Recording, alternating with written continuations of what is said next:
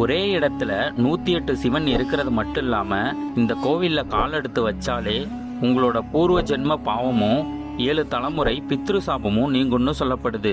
நம்ம செஞ்ச பூர்வ ஜென்ம பாவம், அது 7 ஜென்ம பாவம், 7 தலைமுறை சாபம், அவர் பிரம்மகதி தோஷம், நவக்கிரக தோஷம், இது எல்லாம் இந்த கோயில் நிவர்த்தி ஆகிறதுனால நீங்க மனசை என்ன நினைச்சு இந்த கோயிலுக்கு வரீங்களோ அந்த காரியம் உடனே நடக்கும். இந்த கோயிலுக்கு வந்தாங்க.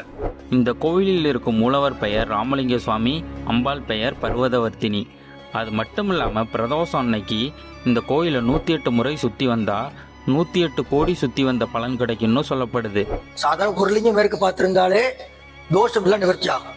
இங்க 108 சிவலிங்கம் மேற்கு பார்த்து மட்டும்தான் இருக்கும்.